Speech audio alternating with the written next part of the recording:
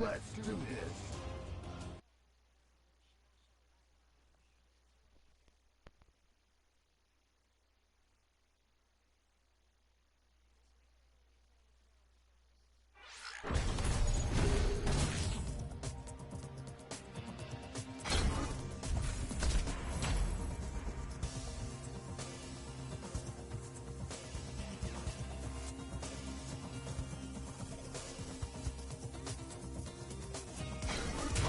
Kanzuki, Rainbow Mika.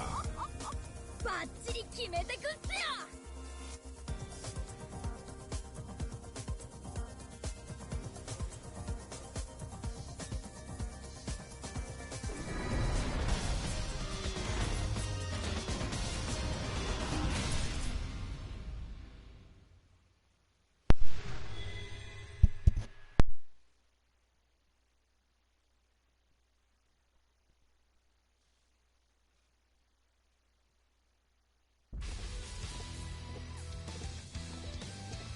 I'll show you the dividing arc paths. Good evening, everyone. Welcome to another Mish-Mashing battle round with the 2MK team. Today we are going to be playing fairly seriously, fairly focused. And there may not be as many open slots in lounges as usual.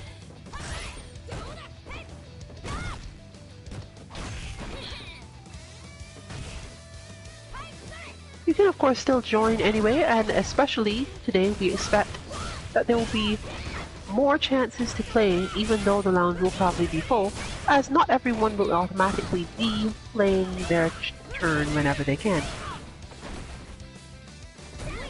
So make sure that if you do join, you spend some time watching between matches to see whether or not you end up near the top. And of course, if you come in and start winning a ton, then it won't really matter and you will be at the top. But you will need to be prepared for your opponents to not necessarily confirm your match. We'll give them a little bit.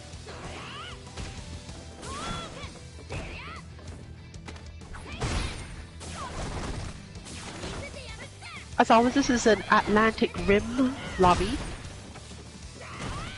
If you are fairly near to the Atlantic Ocean at all, you can assume that if your internet is good, you should be able to get good matches to everyone here. Of course, this is subject to all the various little things that the internet can throw at you. But it's more so a warning that if you are on the west coast of the United States, or specific parts of Europe and similar, you might not be able to get as good a connection. You lose.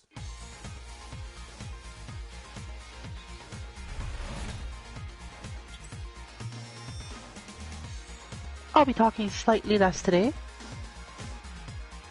Mostly when you note that we are having internal team matches with players from the team all facing off against each other, but even in those cases I may have something to say if they're players who haven't faced each other in a while.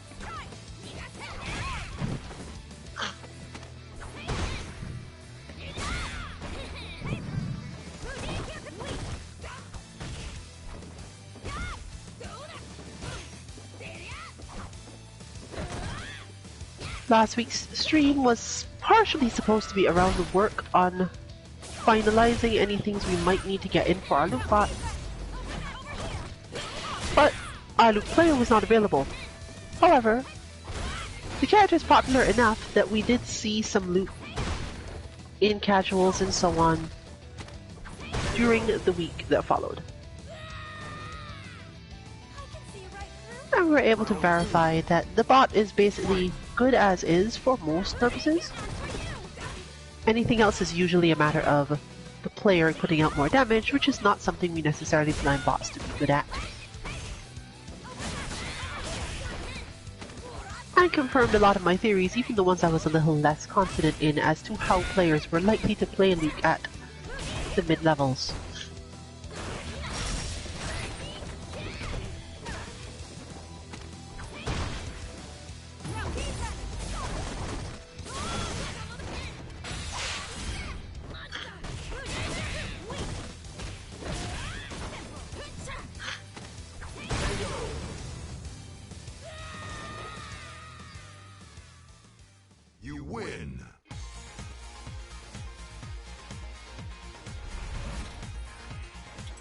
This week's focus is going to be mostly about understanding where you fall down and are working on it, versus where one falls down and not ready to work on it yet.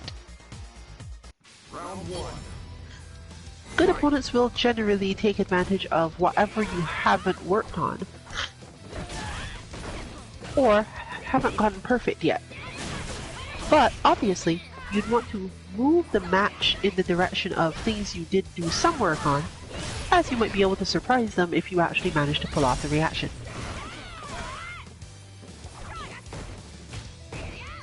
And of course, strategically do your best to move the match away from those positions in which you definitely haven't done the work yet.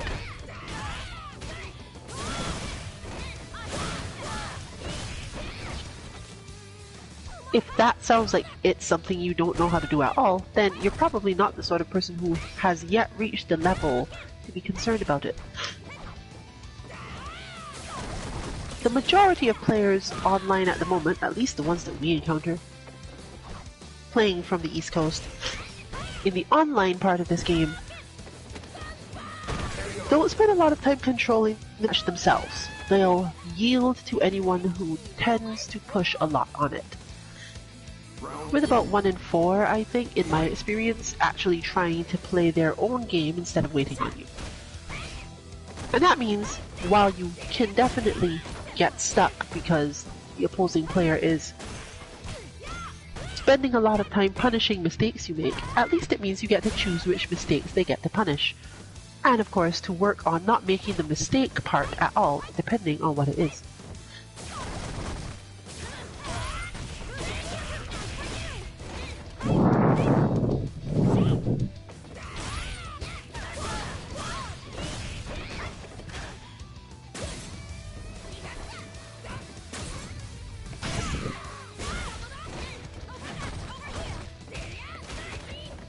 This is one of the things that makes ranking up really hard, but it can also affect both your casual matches.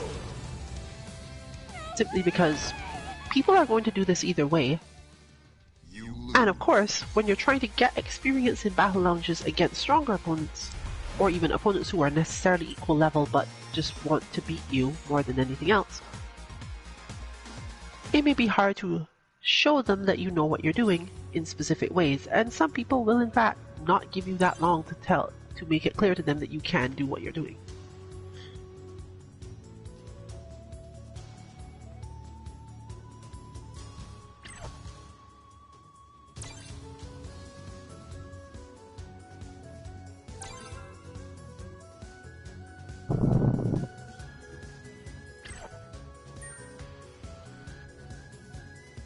Let's do this.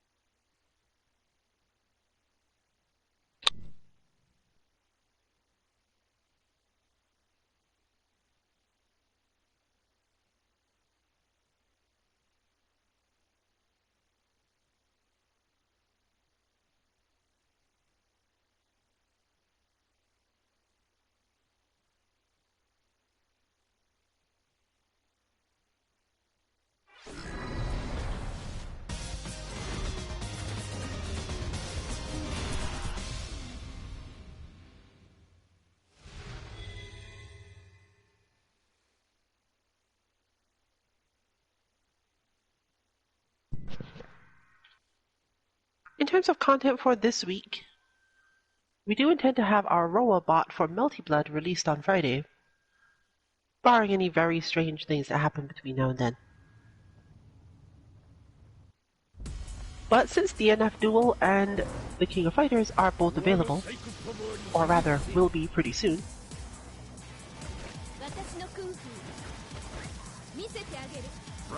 you'll be able to do that as well, and probably I'd expect more people to spend their time doing that.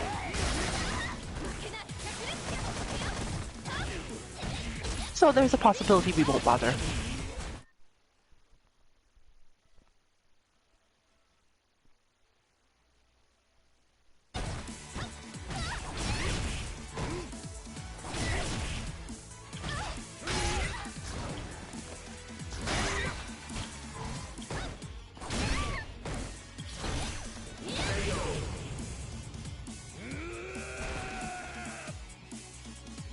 We don't expect to do a lot of streaming in terms of working on or exploring DNF Duel itself, and certainly not in the same places for King of Fighters.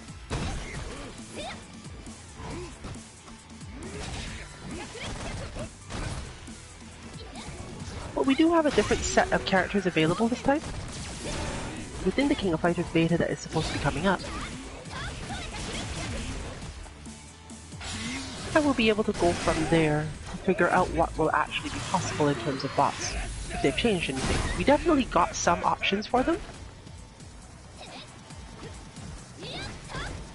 and the options we got mostly indicated that we're going to get something useful, but not necessarily what it we hoped for. After all, it is a game in which you're basically playing one character at a time, but the team matches are still 3 characters. So if you are playing 3 characters and you can't assign bots to each of them individually, it's going to be a little bit more difficult, to say the least. That said, it's not completely limiting. One can still at least get the experience by putting in a bot. But so much of King of Fighters is not based on pressure or specific little extra bits. It's more so about, do I understand this spacing? Do I understand this person's timing? You'll see if you play it, and if you aren't much of a King of fan before now, you'll understand it very quickly once you encounter it.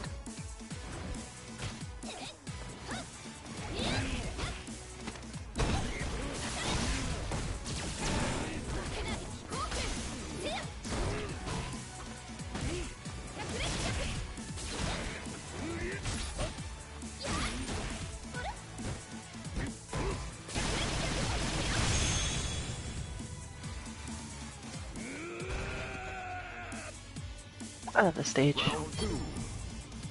Fight.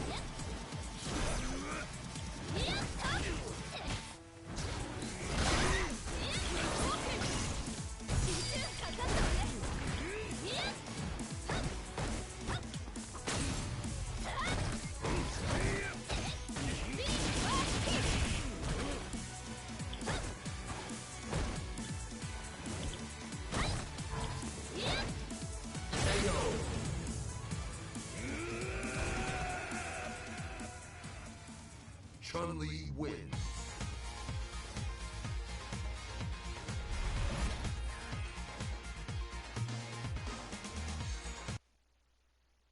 So far we haven't had a lot of time to devote to Melty Blood, but our various pokings at it have indicated that the bots are going to have to be approached slightly differently.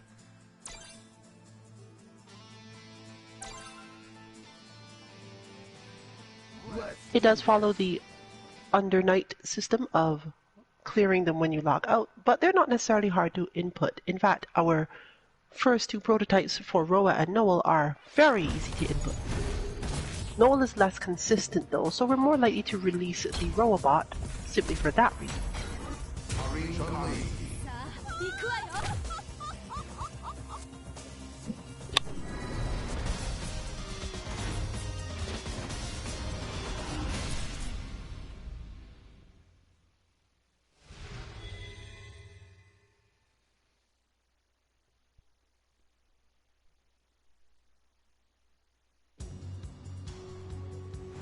私のクンフー見せてあげる。I'll show you the divide in our class. Round 1. Fight.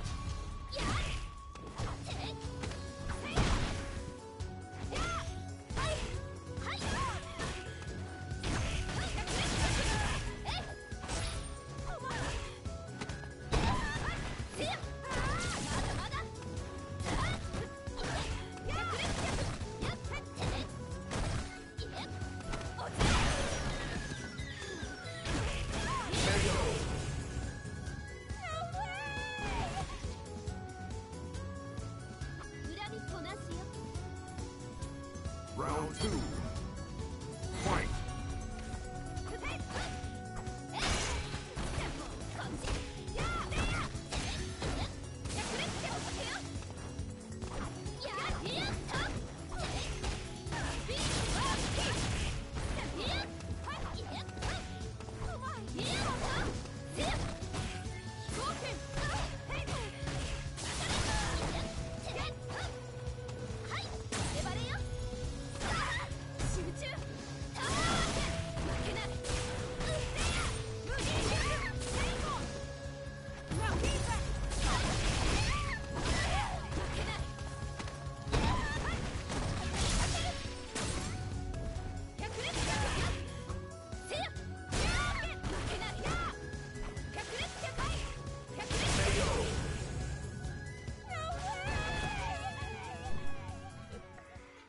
Any amount of time spent training on one thing will definitely make you susceptible to something else.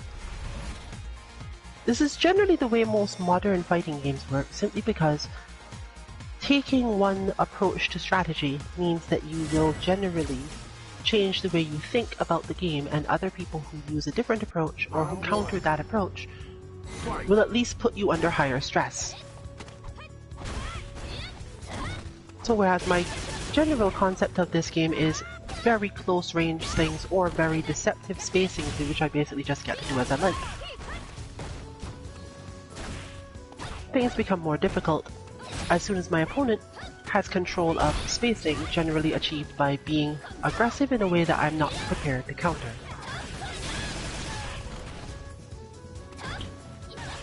Of course, there's also the option that my opponent is not doing this, but they're controlling spacing by having a character that can deny approaches while moving relatively quickly away. Basically, zoning. But it's not just zoning, because zoning involves controlling space actively most of the time. Whereas I don't often face that these days.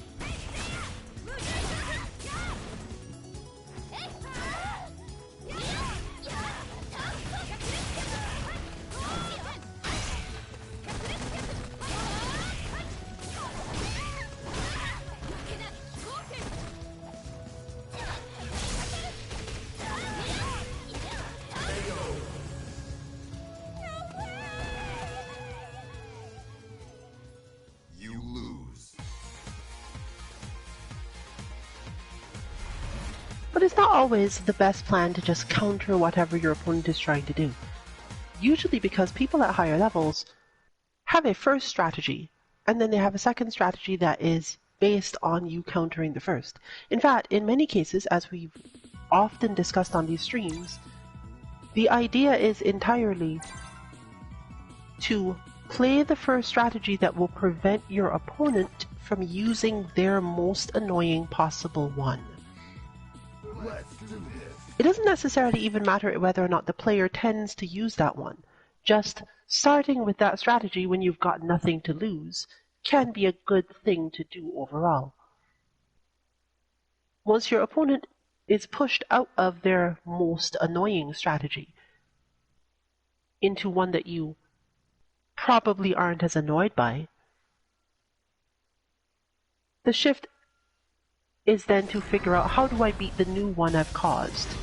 A lot of the time you try to do this as naturally as possible. Like, you push them into a style where your natural way of playing will defeat them. But that's not always possible, and the match you're about to see is a good example of that from both sides. Nakali doesn't really have a way to stop Chun-Li from just playing footsies forever. At least not without spending a lot of time practicing with punishes.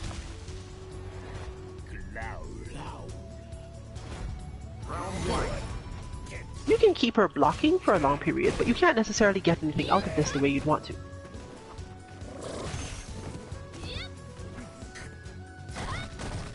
So this match would get very, very slow in the sense that we're very likely to do that. In fact, I fought a Nakali whose only plan, when faced with this situation, was to back off as much as they could, use Crawling Beast, and then disguidance whenever I tried to jump. I didn't really have to jump, I didn't really have to do anything.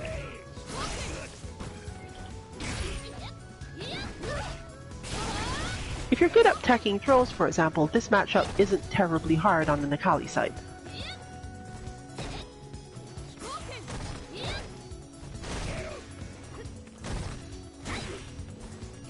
But Chun does have a weapon here. Just neutral jumping will cause most of Nakali's moves to whiff in ways that are pretty annoying. And if the Nakali player becomes very focused on getting into the position to uppercut you, then the footsies works again.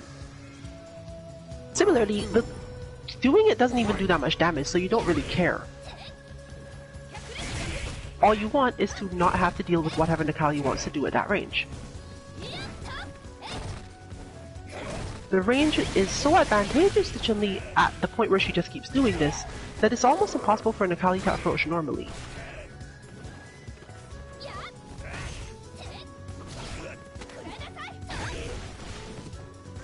Therefore, getting in a little further isn't really that helpful. You can do everything you want, but you basically take 0 damage.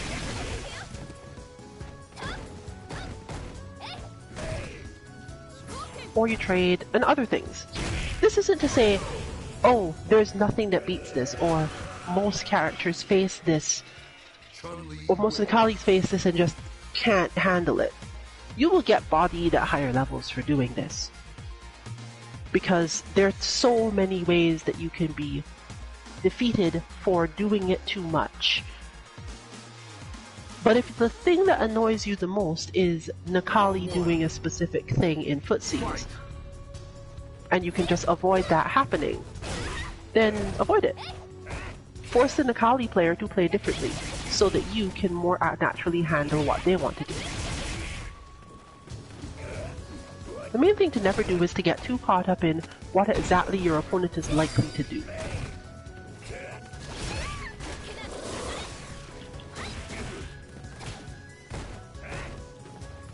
And to retain control of the spacing, of course.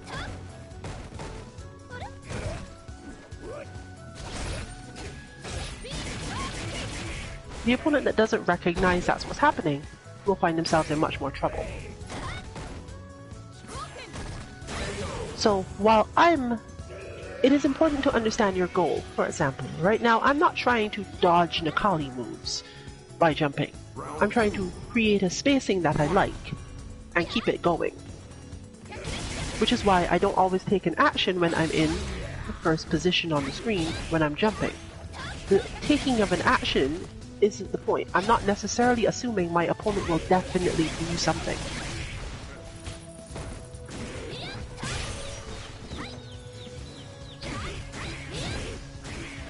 You have to be willing to do it simply for the purposes of maintaining the spacing you want.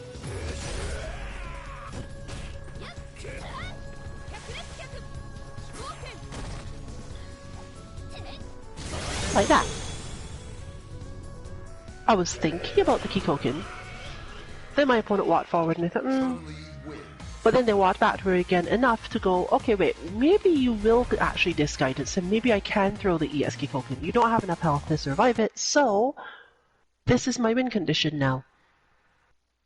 And as you get more practiced at the game, you have enough time to think about that sort of thing while you're doing it.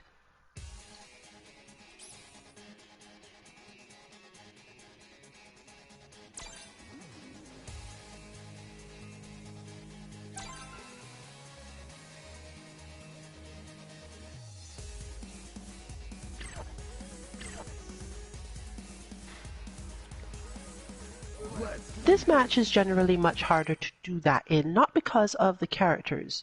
In fact, Chun-Li and Akuma have ways to play that really lock down each other pretty well.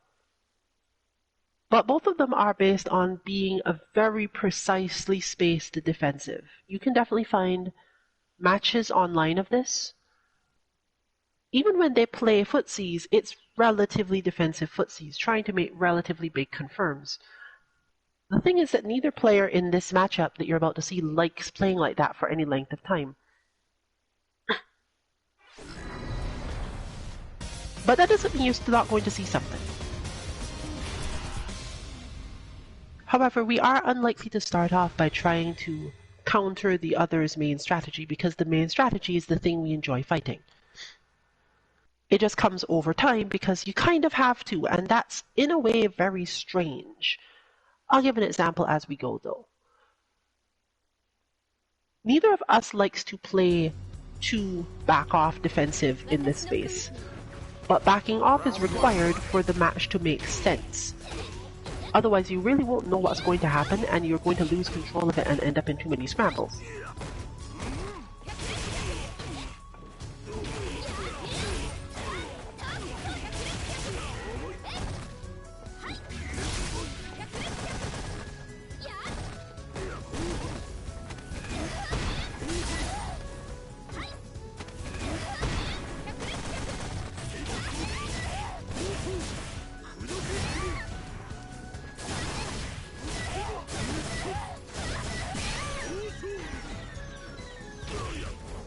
This is of course compounded by the fact that while Chun-Li normally does relatively low damage, Akuma has low health, and Chun-Li's decent health does not stand up easily to Akuma's very heavy damage.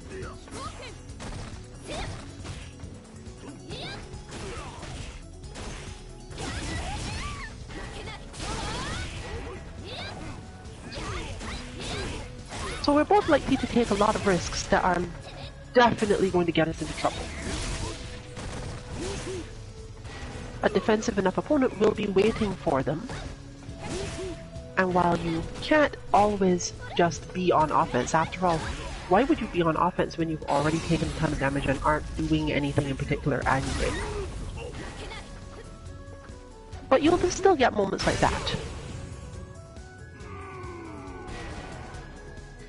But this is again more so because of the two players expecting each other to be aggressive in more situations.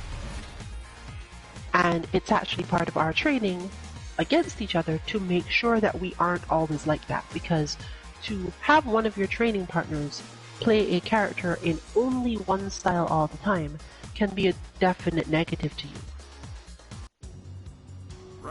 You simply won't know how to handle it if you face something else at some point.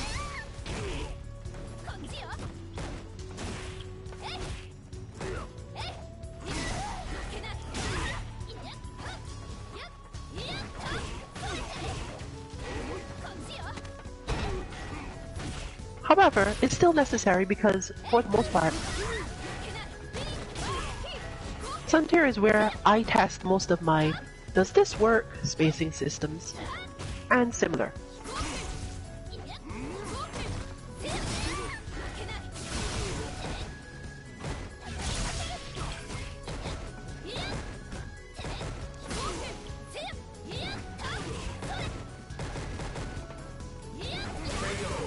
Since we also have similar concepts of offense timings, we get to see a lot more of our how do these two moves interact in this matchup, which is more so toward learning how to play the matchup against other aggressive players.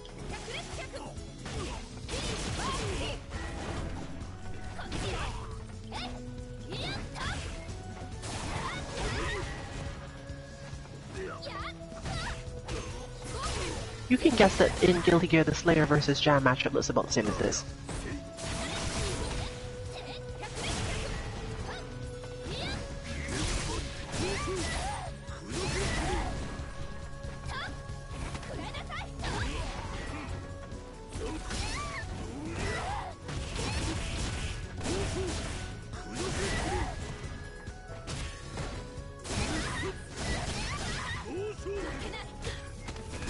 And I can tell you now that that was about to be, which wins, my uppercut or your super?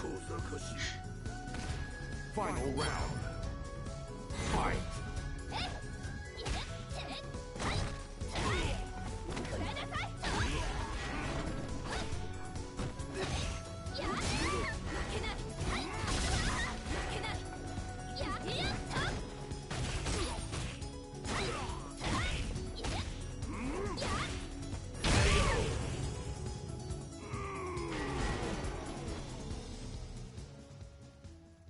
This is a little too stuttery for the usual suffering that I have, namely of being countered and whiff punished.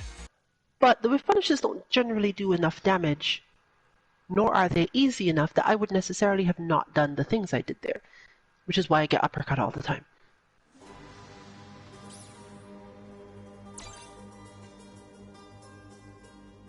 But to the back I go. Once again, Atlantic Rim, jump in if you want to.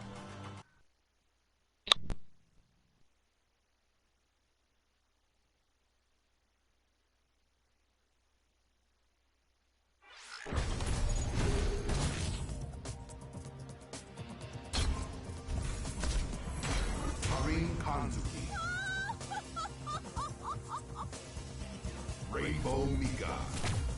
バッチリ決めてくっせよ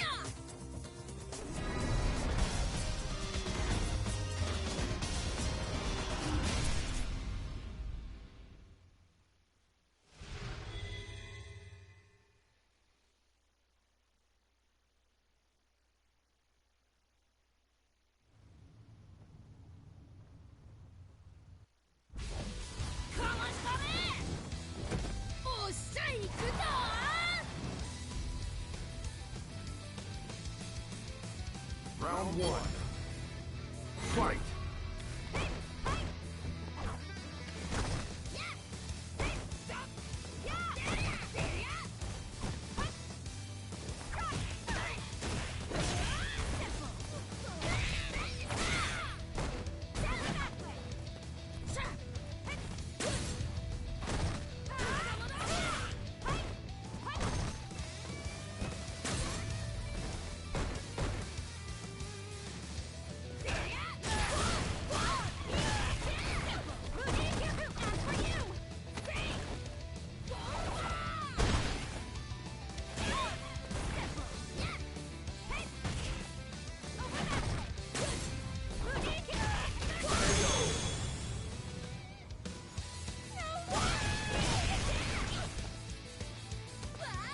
Round two. Fight.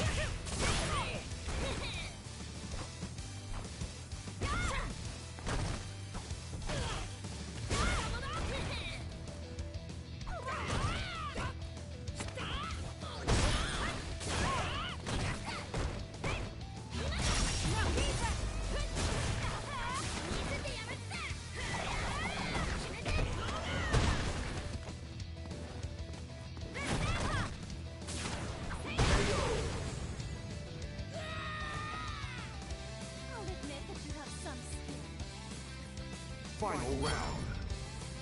Fight.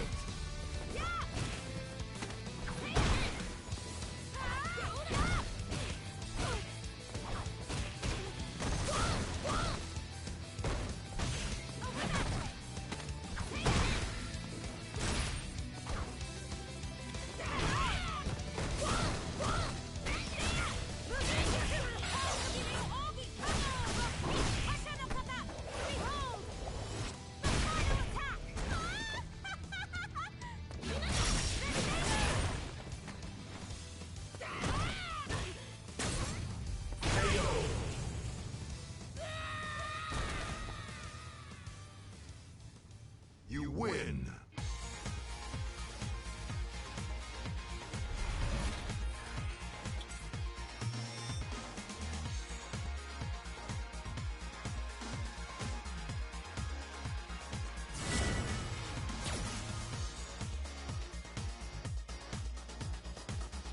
Round one. Fight.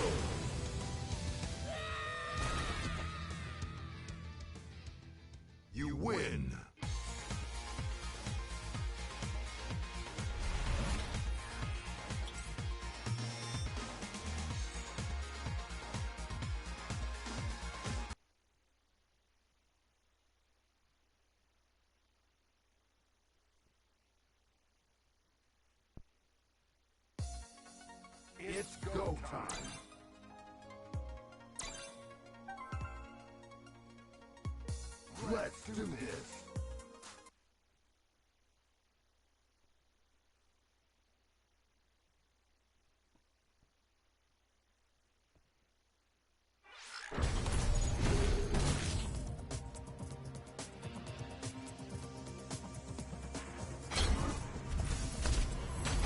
Karin Kanzuki. Nekali.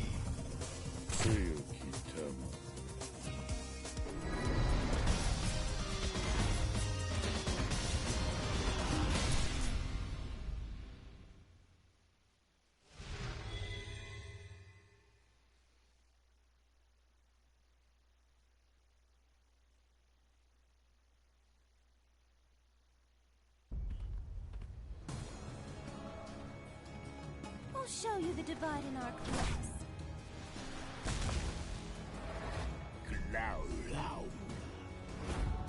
Round one. Fight!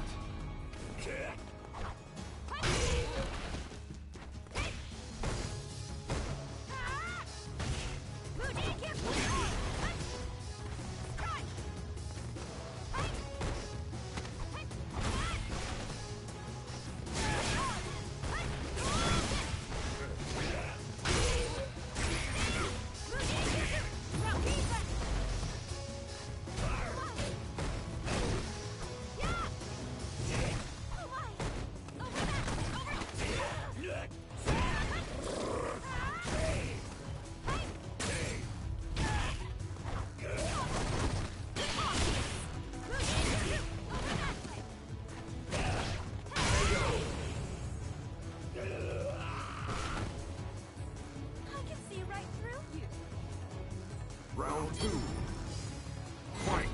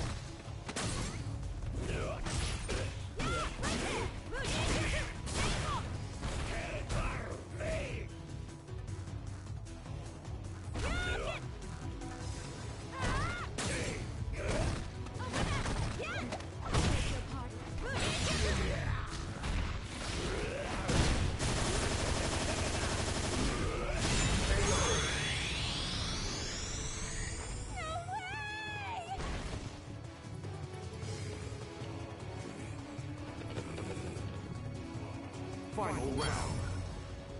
Fight!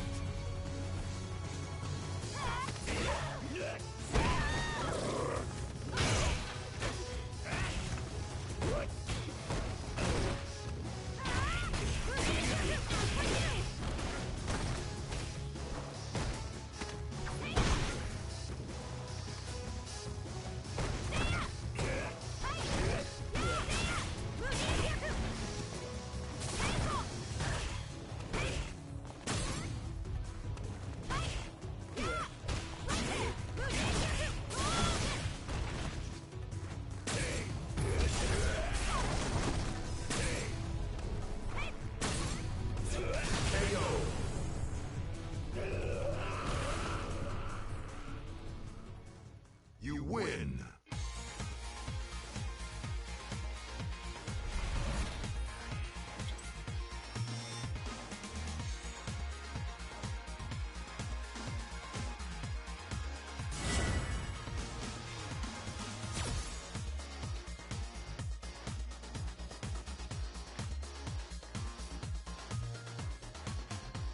Round one. Fight!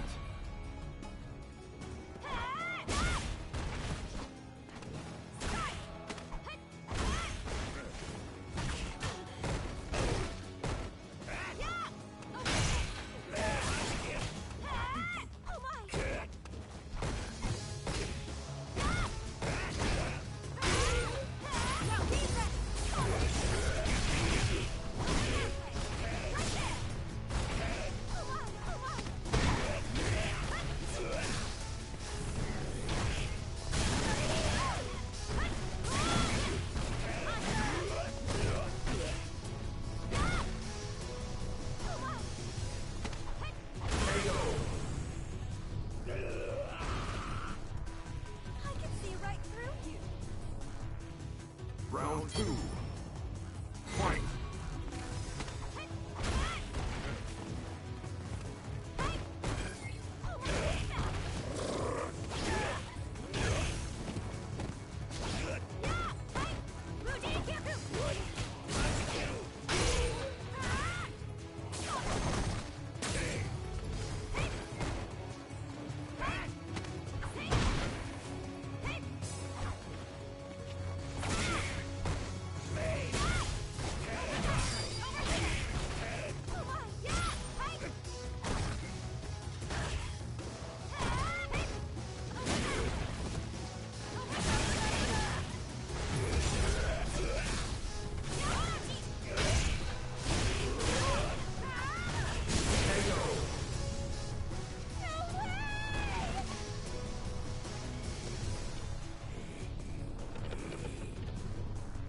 Final round.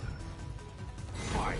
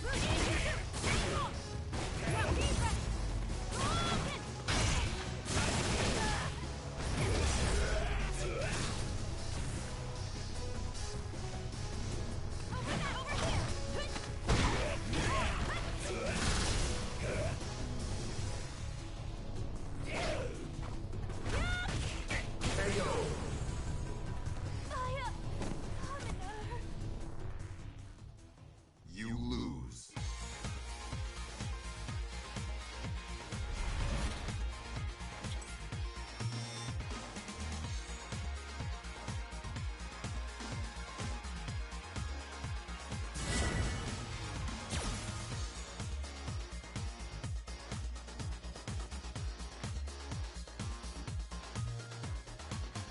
Round one.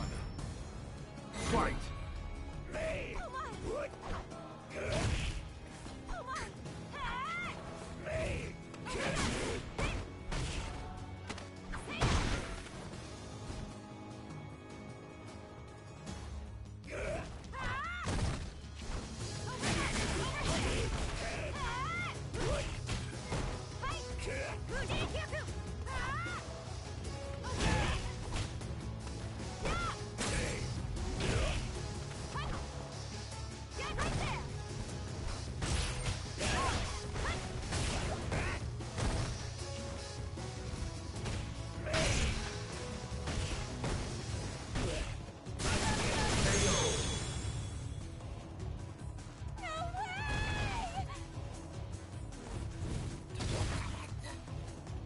Round two.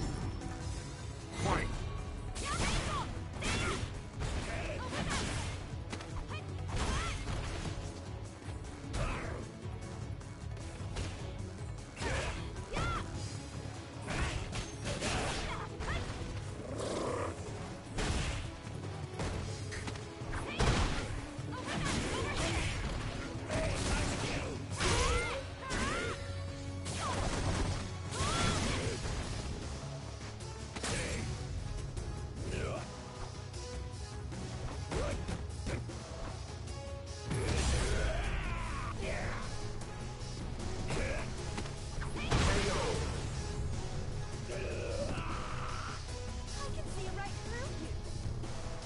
Final round. Fight.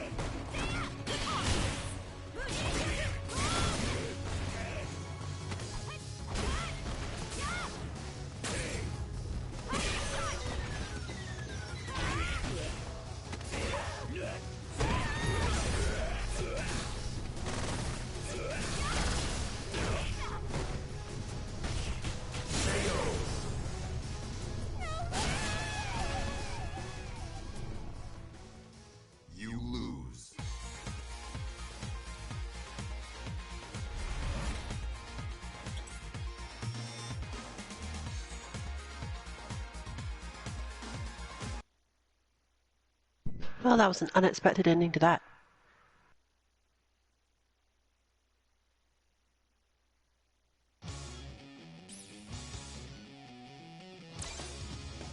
Still not going to be ready to play for a while, looks like. And that means we've seen these matches enough that probably things are going to be continuing to be relatively silent on stream for now. Let's do this.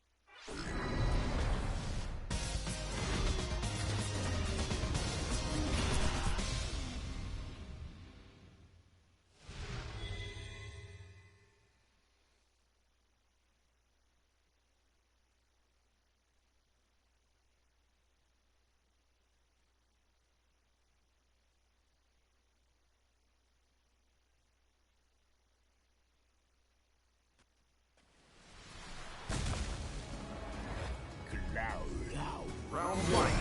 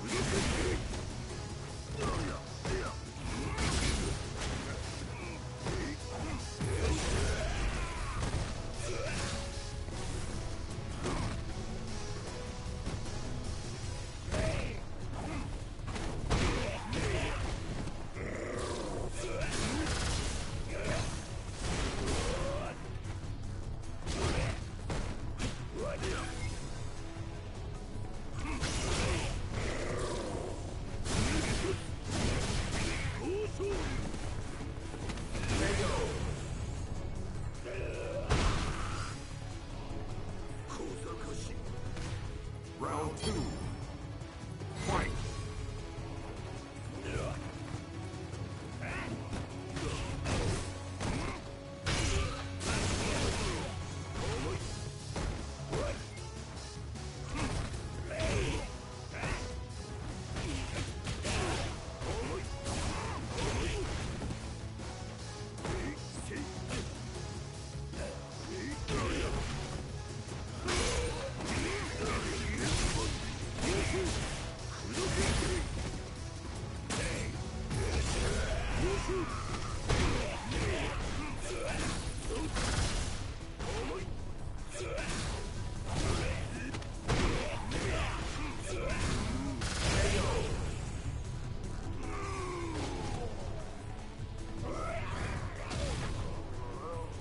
Final round.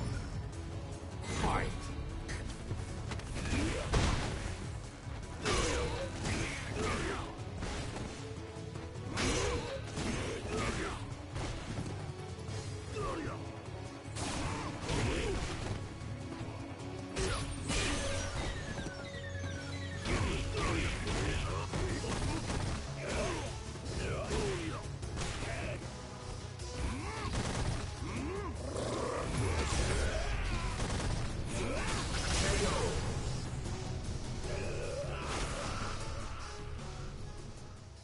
Akuma wins.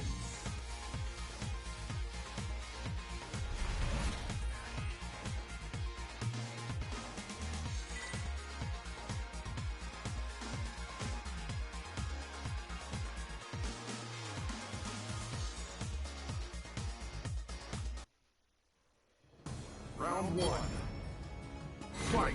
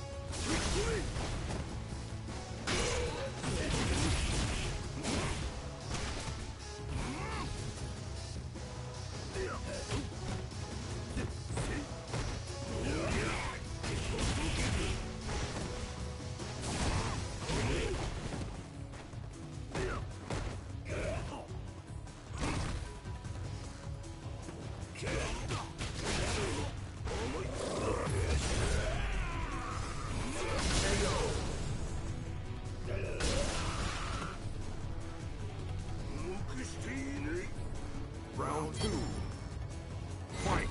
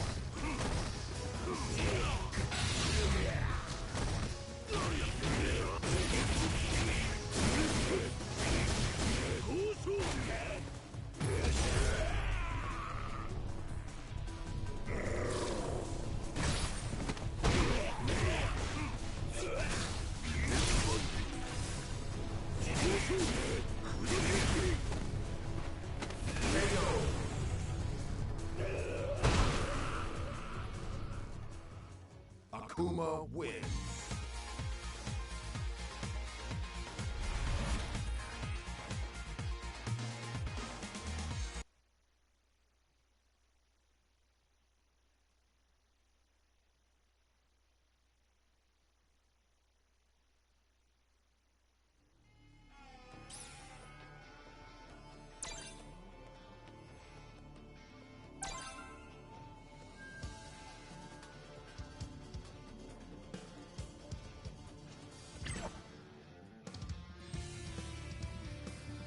Let's do this.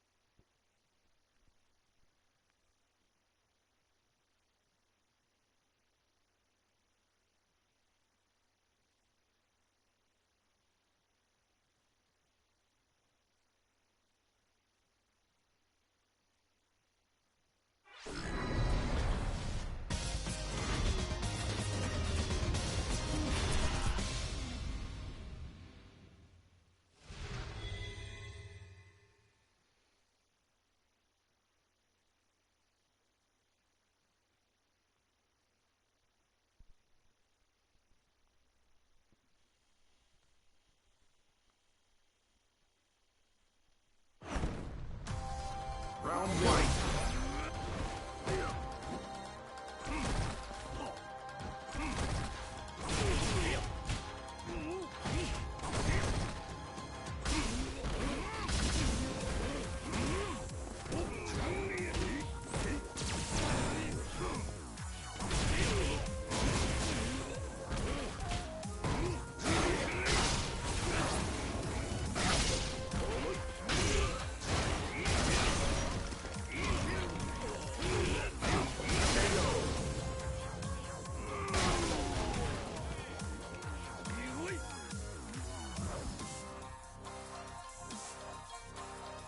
Round two. Fight.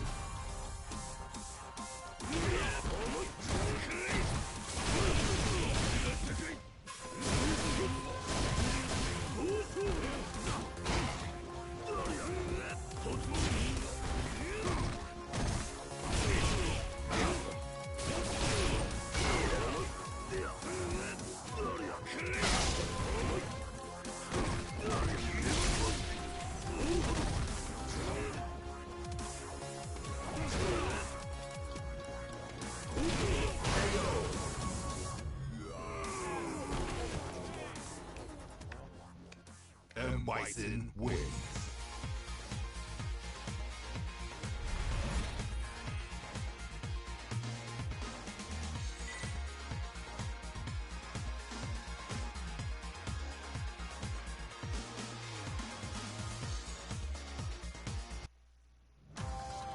Round one. Fight.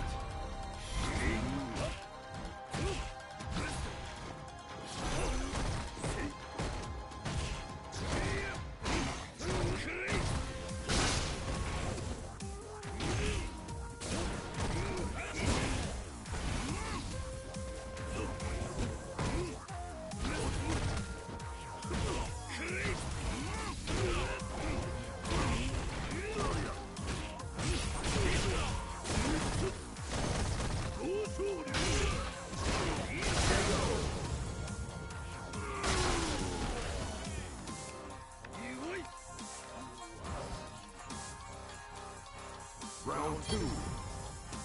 Fight.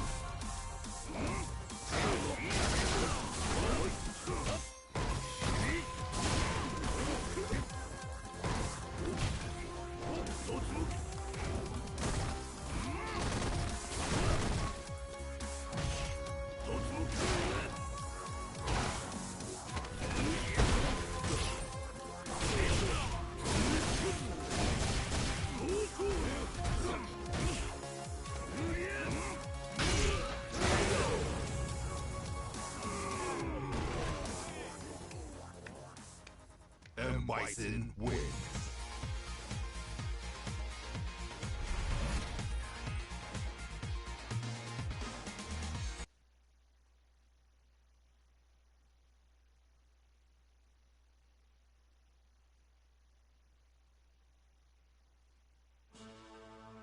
It's go time.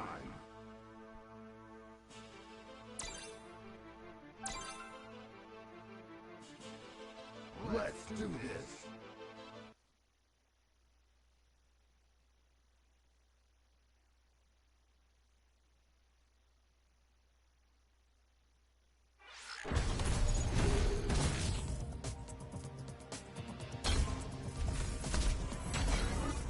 Kanzuki. Rainbow Mika. バッチリ決めてくっすよ。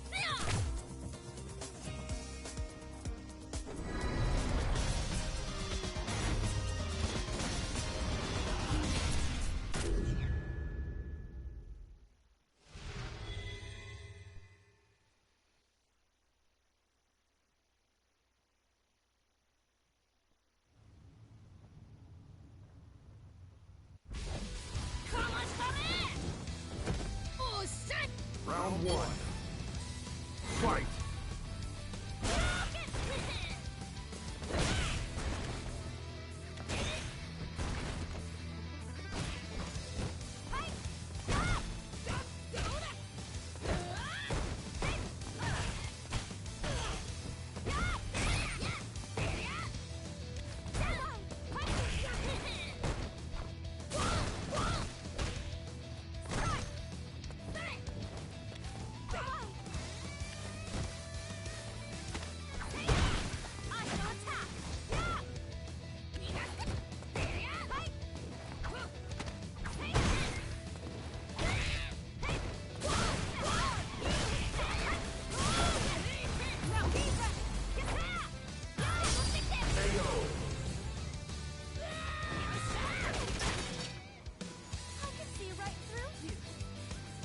Round two. Fight!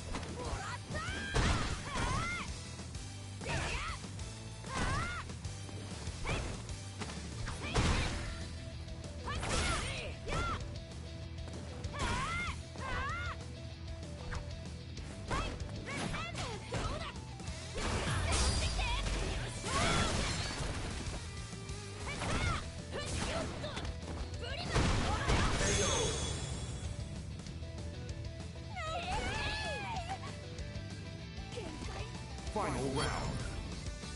Fight!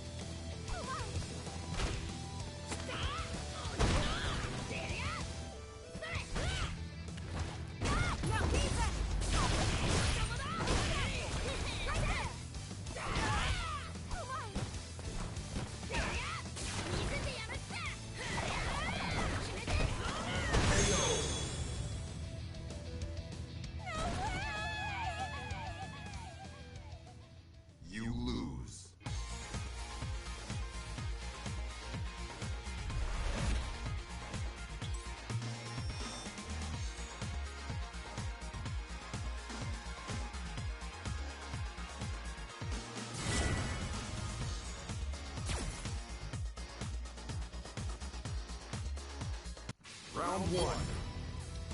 Fight!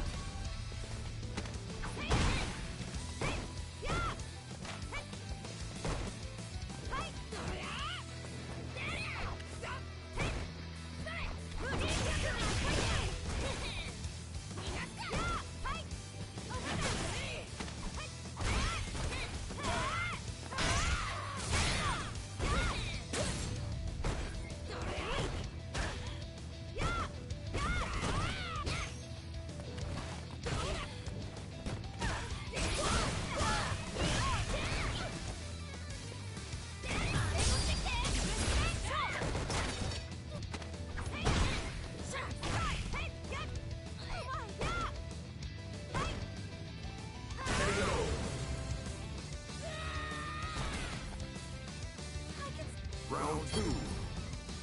Fight!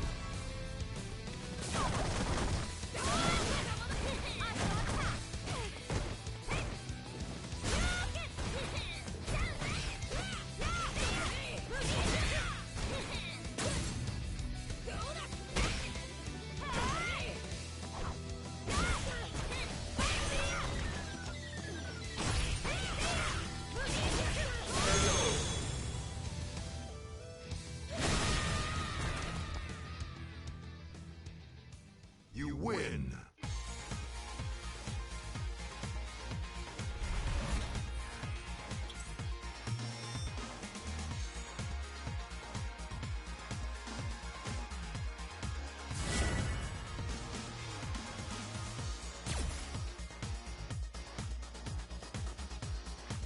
Round one. Fight!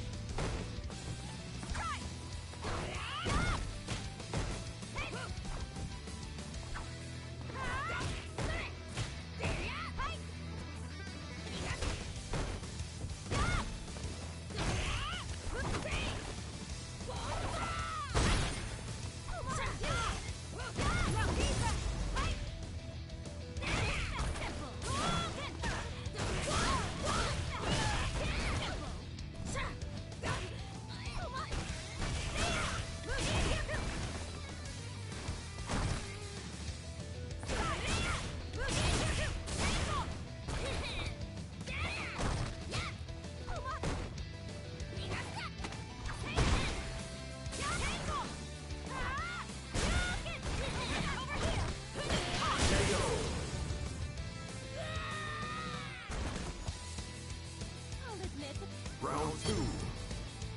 Fight!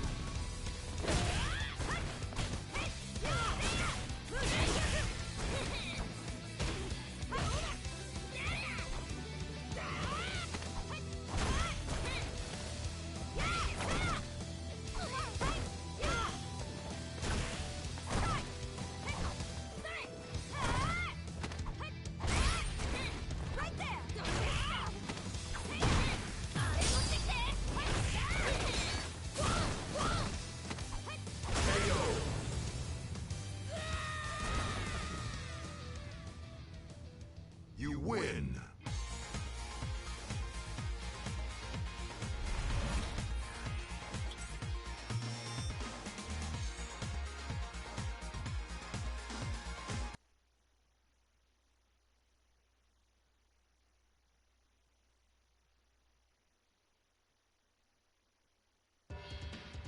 It's go time! Let's do this!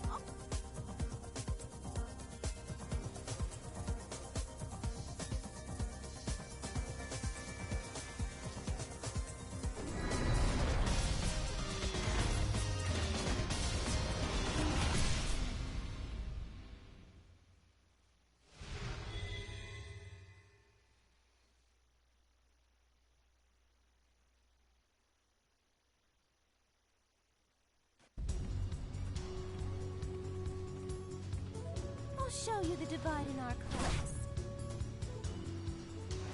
私のクンフー見せてあげる。 Alright, let's go at it again. Fight!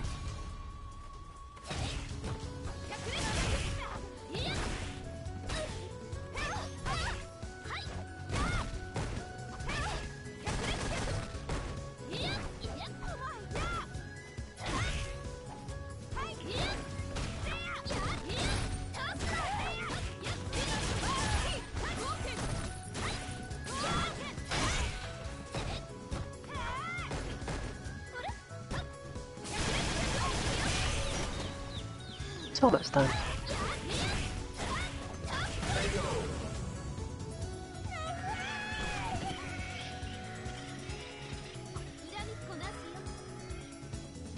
Round 2.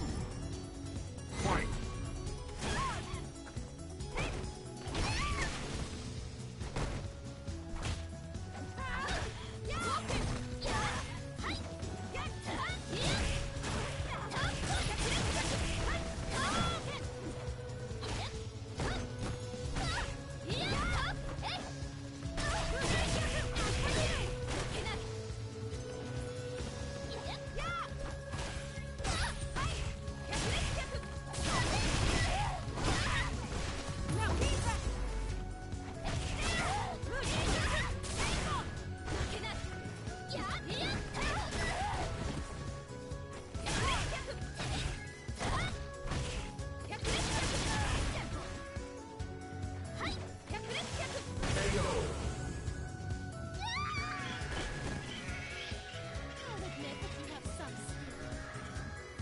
Final round.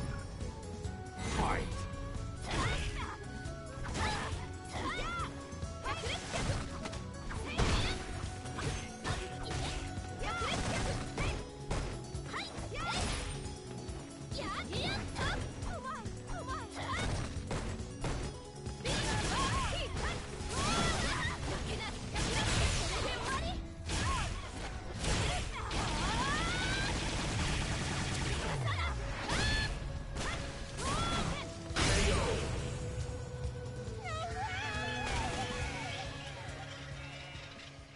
You lose.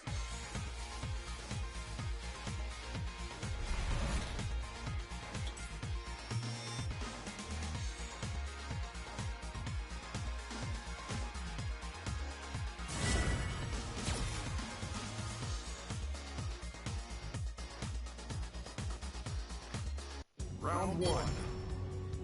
Fight!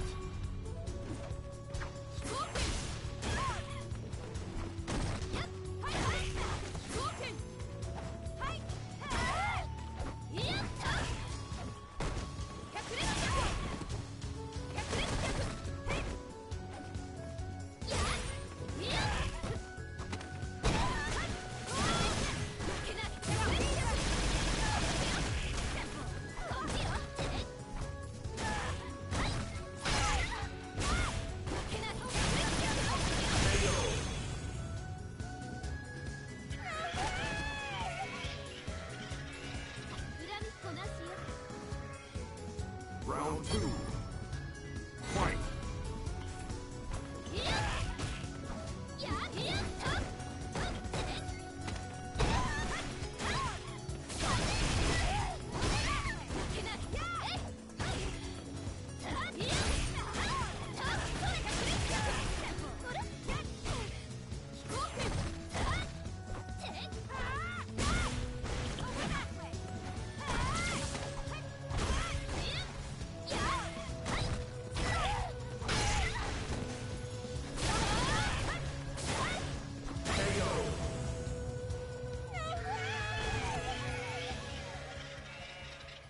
You lose.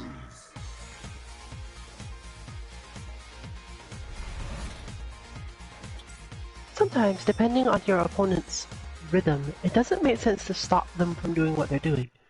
This is particularly true if you have the meter advantage, or just a life lead big enough to tank through certain things. Some players will in fact do the same thing enough, especially if they notice it's working, that they're not really looking for the bad situation that comes out of it as hard as they would normally be. If you get stopped from doing the same thing over and over again, then you'll eventually stop doing it. But an opponent who is setting up to use their resources to defeat you, when you've done that, is a very different thing.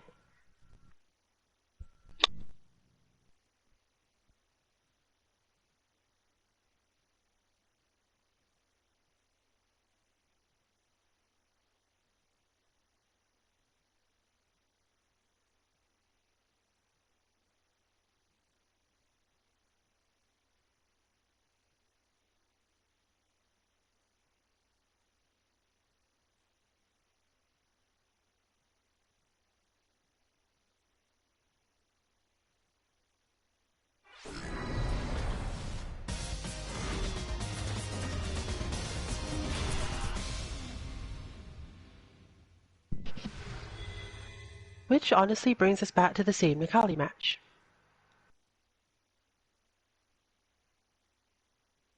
You could think of my goal in this matchup that you're about to see as trying to get my opponent to do the thing that will make it easiest to defeat them once I've got enough resources to do it. Not specifically based on any other factor right now. I'm saying I'm going to start playing that way. So, of the things Nikali could be doing to bother me that I actually have to care about, jumping isn't necessarily one of them. Stomping isn't something I can eventually punish, so I have to make my opponent do one of the other things. That could be one, sweep could be one. But there's also specific placements I could benefit from. I won't necessarily defend the jumps though, because there are ways to use the jumps to get some decent damage, or at least to get some more resources. What I probably want is to get my opponent to do exactly that, do a lot more of their stand heavy kick. This is not because the move is terribly punishable, but the spacing that they want to stand at as a result of it is easier to deal with.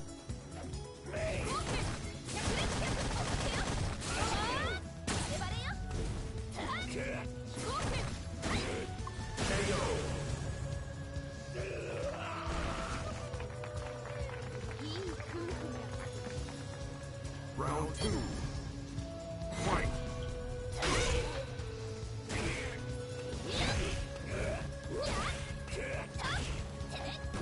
Similarly, you can do it the other way around. Just now, I decided, well, the range that my opponent stands at is one where I get to throw a heavy punch a lot, and that will give me enough meter to do some other things if I need to.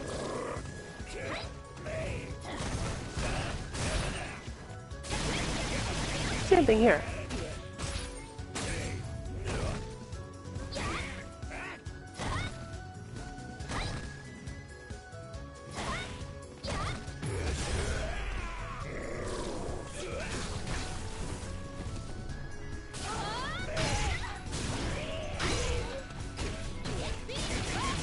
But my goal isn't to really win by doing the heavy punch. I'm already thinking about things that I'm going to do with the meter I get from the heavy punch.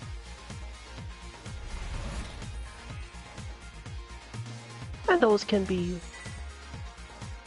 woven into other things you could be doing, such as frustrating the opponent with the heavy punch enough that they will probably get hit by various other things. Doesn't work on everyone, of course, but you know, you can think about it.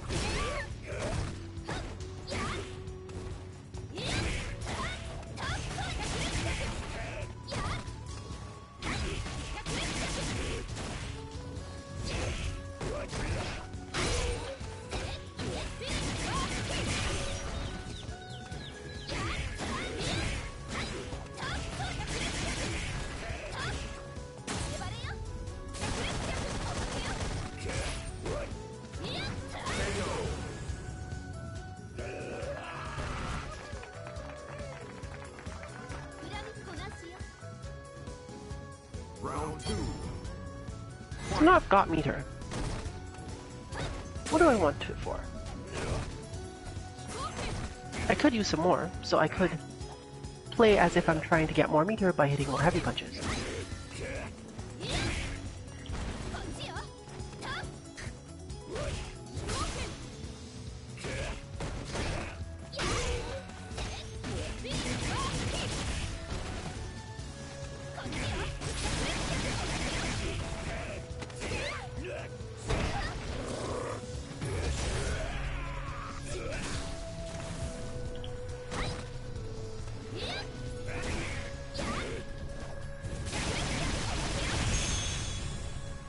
This doesn't only work with characters who have long reach though.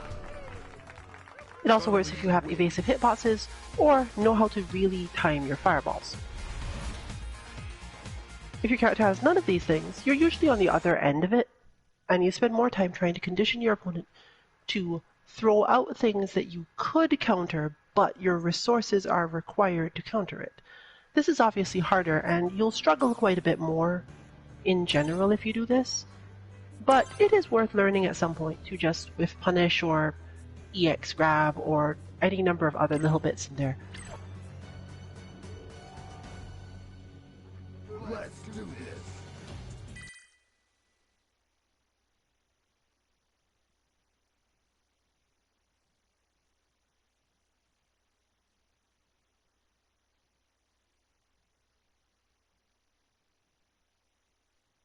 Of course, having a good understanding of your opponent as a generality really helps. And as you play more, you learn the spacings and timings at which your moves just have so much advantage that you don't really have to worry about counterattacks.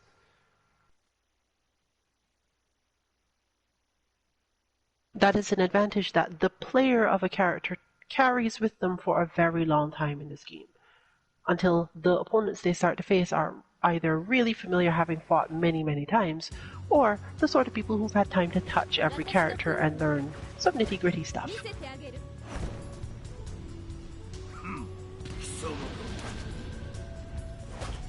Round one.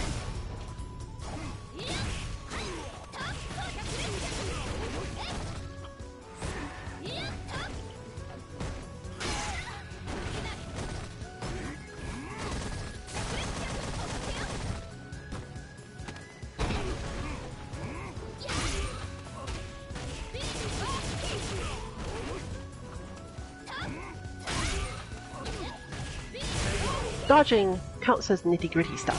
You spend a lot of time in this game, especially in anime-style games as they're called, learning to dodge rather than learning to hit. If you find yourself spending too much time learning to hit in the game, you probably aren't as high a level as you think yet, or you play a character who really doesn't have the option to dodge.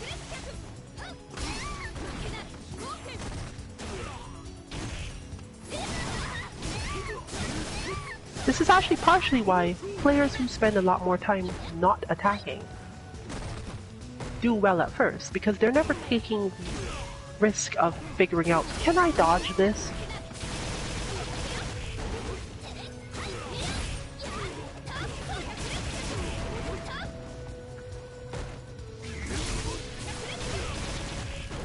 And that stresses people out eventually when they must learn it, because, as we've said many times, you'll eventually meet an opponent who just doesn't make enough mistakes for you to win the match based on defense.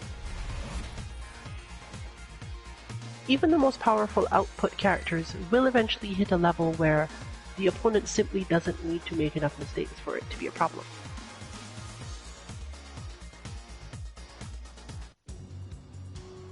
Round one. Fight.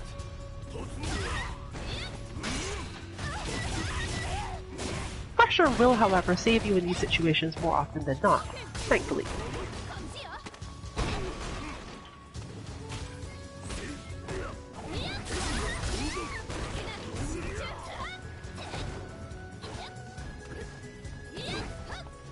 The rest is mostly awareness.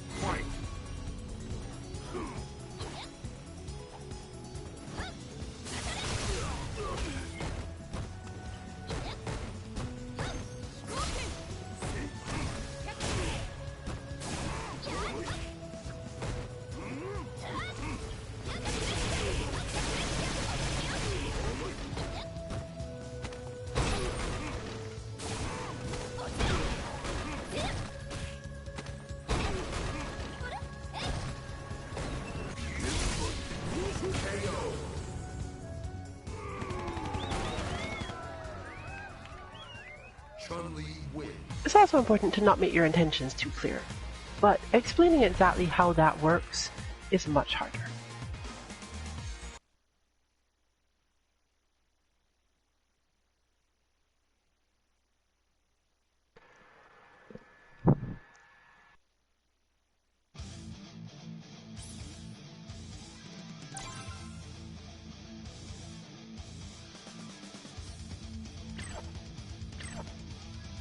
Today's stream will not be going on for too much longer. Let's do this. The lounge may stay open for a while. But people may also be leaving it, so it will probably shrink down at least somewhat.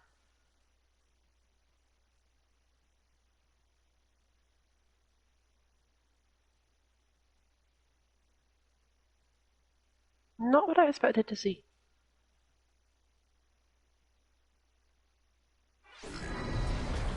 This matchup is a good example of one where the things I need to do are similar to the thing I mentioned before. You can't really dodge Abigail all that well, or rather the dodges involved are quite complicated and difficult sometimes. We have Abigail bot and I've practiced quite a lot of them, but the mid-game, the neutral, isn't really based on the same sorts of things. Round one. So the question is how much my opponent understands about that.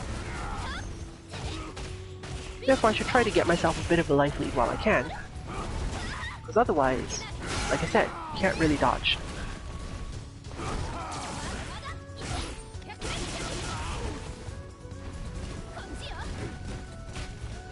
And because the approach aspect of the game takes too long,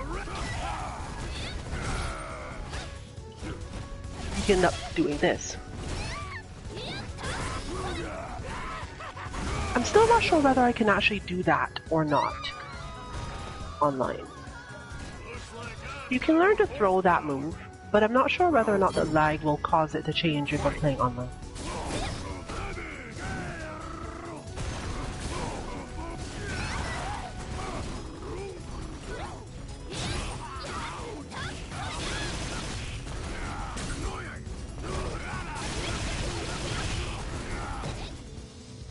It's relatively well known that Abigail can mostly just hit crouch heavy punch in this matchup, but therefore your goal is to make the Abigail player want to hit the crouch heavy punch as much as possible. There we go. It's a sound cue, you get it. It's not as hard as it looks because it has to do with judging the distance between you and Abigail and the sound of the laughter. Good use of that to get started.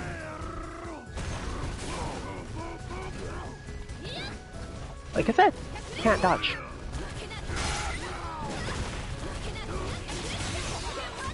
But again, this goes right back to what I was talking about before. The benefits of getting my opponent to think it is a good idea to keep on hitting that button are pretty high.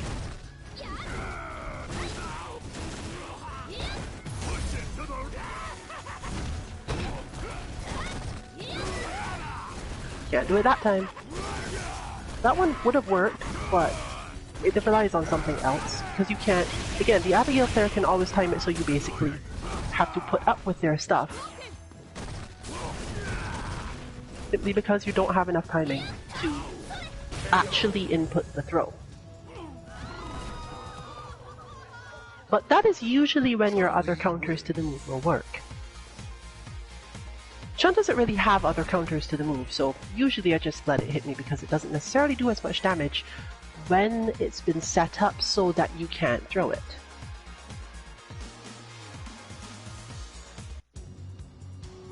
Alright, let's see what you do with no meter. That is the first time I have seen you do that yet, which is a good thing.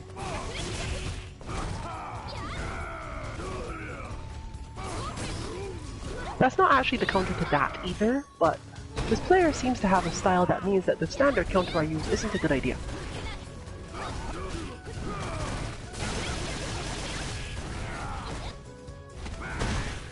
As you can guess, that was a missed input, but...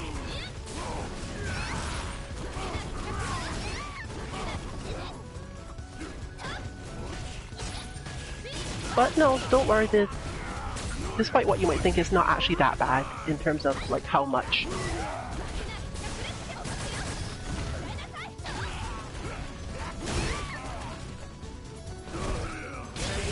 We're too close that time.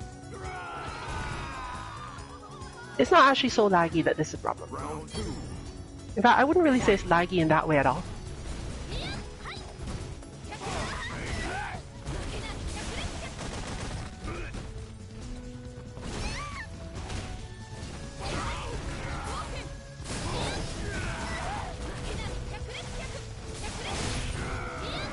But there's what I'm talking about. I can get an approach,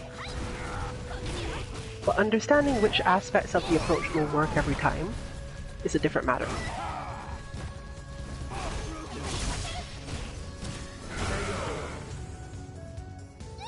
But I do overall want my opponent to keep on hitting that button.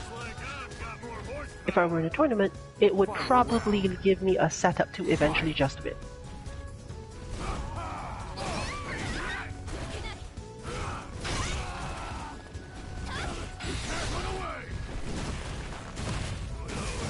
Should have gone for the true safe jump, because obviously that did not work at all.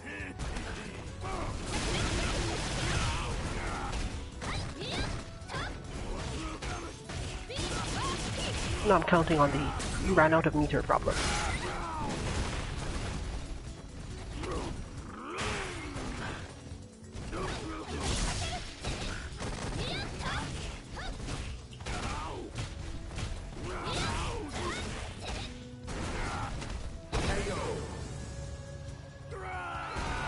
So, big gifts to them, and thank you for helping me demonstrate the point.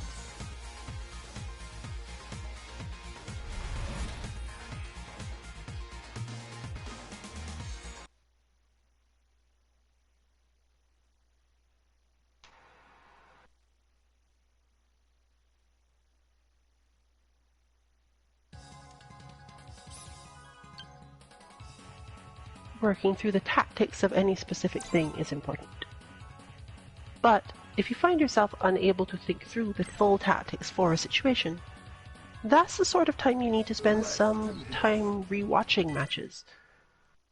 Because watching high-level play will not always help you see all of the possible tactics that could be used, and high-level tactics and lower-level tactics aren't even the same most of the time.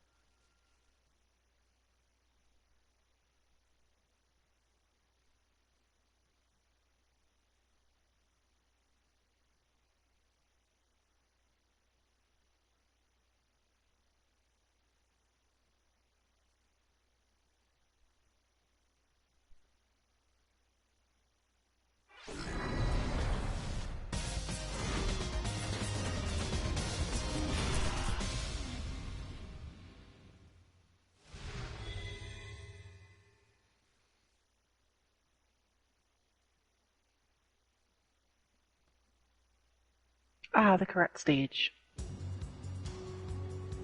Round one.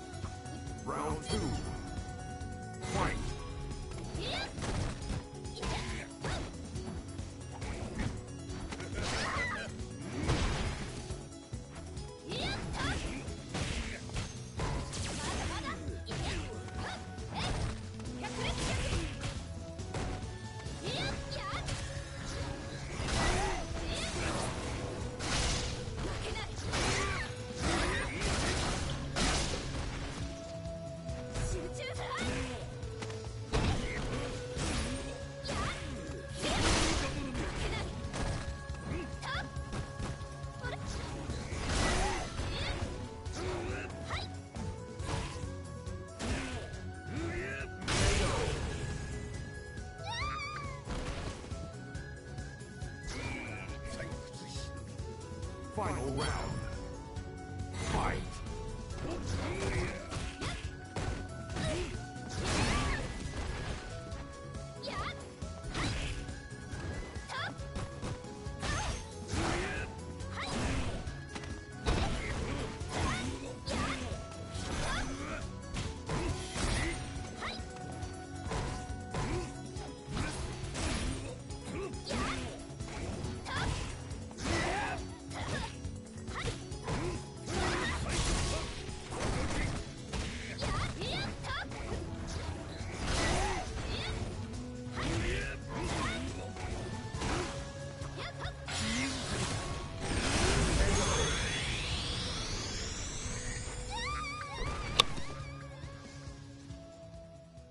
Bison wins.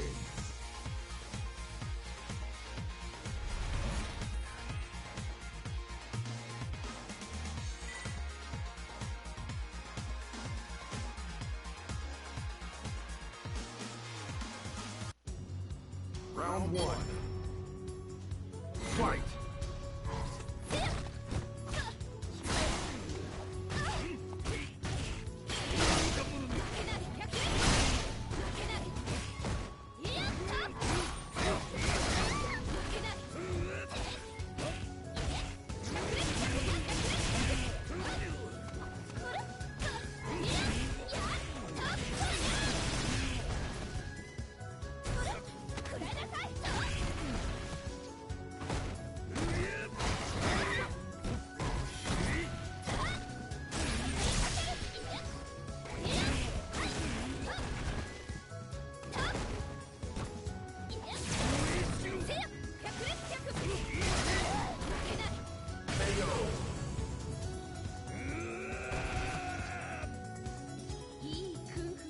Round two.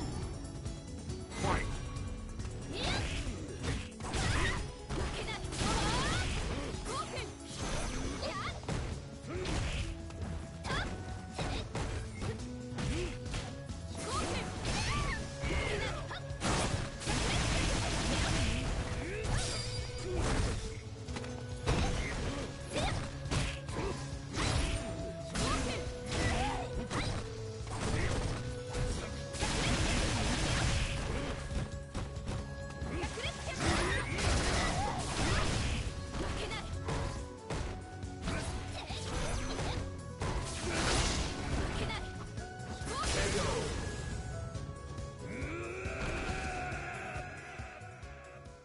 Chun-Li wins.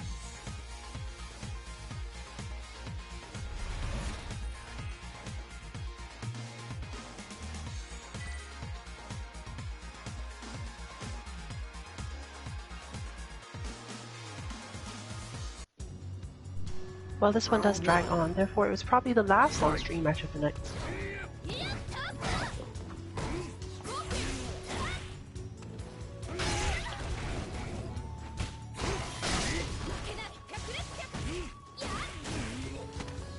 The lounge will most likely stay open, but I can't be sure who the lounge host will be.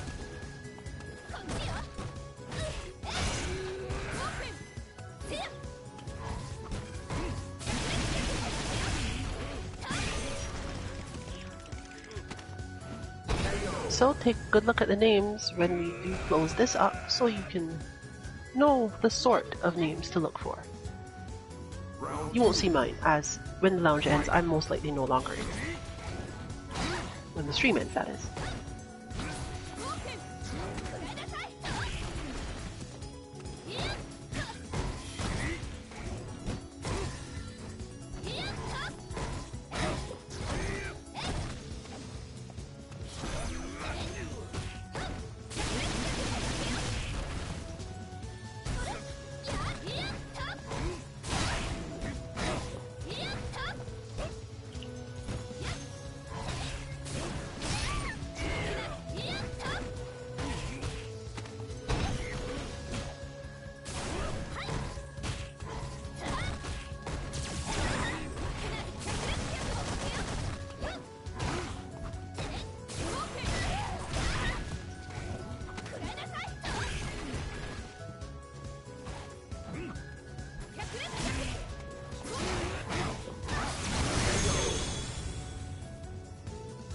So you can look out for content on Friday probably.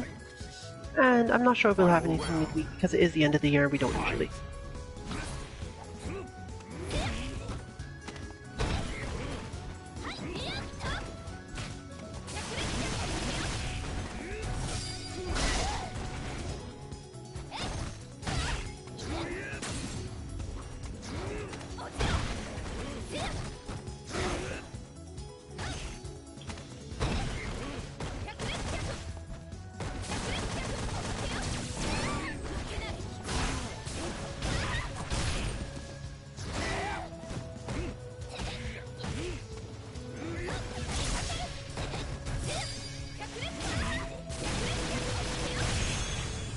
So with some number of kicks for justice, we've come to the end of our stream for tonight. Chun-Li wins.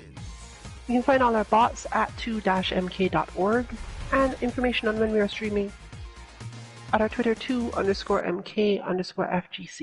So one more quick look at those who are in the lounge still, so you know who to look for if we all start leaving. If you do in fact want to join.